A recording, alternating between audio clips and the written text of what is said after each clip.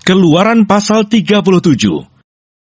Membuat tabut perjanjian. Besaleel membuat tabut itu dari kayu penaga, 2,5 hasta panjangnya, 1,5 hasta lebarnya, dan 1,5 hasta tingginya. Disalutnyalah itu dengan emas murni, dari dalam dan dari luar, dan dibuatnyalah bingkai emas sekelilingnya. Dituangnyalah 4 gelang emas untuk tabut itu, pada keempat penjurunya, yaitu 2 gelang pada rusuknya yang satu, dan 2 gelang pada rusuknya yang kedua. Dibuatnyalah kayu pengusung dari kayu penaga, dan disalutnyalah itu dengan emas, dan dimasukannyalah kayu pengusung itu ke dalam gelang yang pada rusuk tabut itu, supaya tabut dapat diangkut. Dibuatnyalah tutup pendamaian dari emas murni, 2,5 hasta panjangnya, dan 1,5 hasta lebarnya. Dibuatnyalah 2 kerup dari emas tempaan dibuatnya itu, pada kedua ujung tutup pendamaian itu, 1 kerup pada ujung sebelah sini, dan 1 kerup pada ujung sebelah sana. Seiras dengan tutup pendamaian itu, dibuatnya kerup itu pada kedua ujungnya. Kerup-kerup itu mengembangkan kedua sayapnya ke atas. Sayap-sayapnya menudungi tutup pendamaian itu, dan mukanya menghadap kepada masing-masing. Kepada tutup pendamaian itulah menghadap muka kerup-kerup itu. Membuat meja roti sajian. Dibuatnyalah meja itu dari kayu penaga, 2 hasta panjangnya, sehasta lebarnya, dan 1,5 hasta tingginya. Disalutnyalah itu dengan emas murni, dan dibuatnya bingkai emas sekelilingnya. Dibuatnyalah sekelilingnya jalur pinggir yang setapak tangan lebarnya, dan dibuatnya bingkai emas sekeliling jalur pinggirnya itu. Dituangnyalah untuk meja itu 4 gelang emas, dan dipasangnyalah gelang-gelang itu di keempat penjurunya, pada keempat kakinya.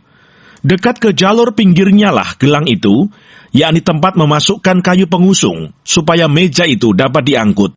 Dibuatnyalah kayu pengusung itu dari kayu penaga, dan disalutnya dengan emas, yaitu supaya meja itu dapat diangkut.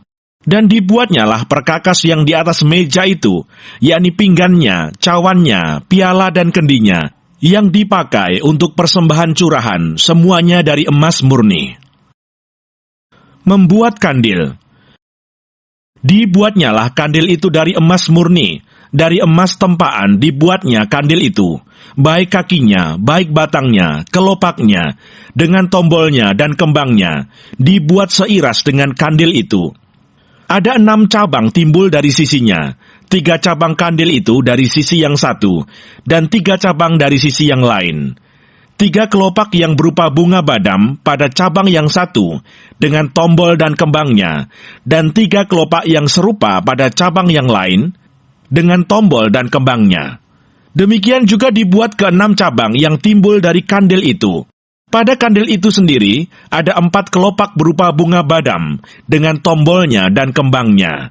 Juga ada 1 tombol di bawah sepasang cabang yang pertama, yang timbul dari kandil itu, dan 1 tombol di bawah yang kedua, dan 1 tombol di bawah yang ketiga.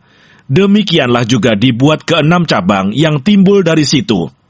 Tombol dan cabang itu timbul dari kandil itu, dan semuanya itu dibuat dari sepotong emas tempaan yang murni. Dibuatnyalah pada kandil itu 7 lampu dengan sepitnya dan penadahnya dari emas murni. Dari 1 talenta emas murni, dibuatnyalah kandil itu dengan segala perkakasnya. Membuat mezbah pembakaran ukupan. Dibuatnyalah mezbah pembakaran ukupan itu dari kayu penaga, sehasta panjangnya dan sehasta lebarnya, 4 persegi, tetapi 2 hasta tingginya. Tanduk-tanduknya seiras dengan mezbah itu. Disalutnyalah itu dengan emas murni, bidang atasnya dan bidang-bidang sisinya sekelilingnya, serta tanduk-tanduknya. Dibuatnyalah bingkai emas sekelilingnya. Dibuatnyalah 2 gelang emas untuk mezbah itu di bawah bingkainya, pada kedua rusuknya, pada kedua bidang sisinya, sebagai tempat memasukkan kayu pengusung, supaya dengan itu mezbah dapat diangkut. Dan dibuatnyalah kayu pengusung itu dari kayu penaga, dan disalutnya dengan emas. membuat minyak urapan dan ukupan dari wangi-wangian. Dan dibuatnyalah minyak urapan yang kudus itu dan ukupan murni dari wangi-wangian, seperti buatan seorang tukang campur rempah-rempah.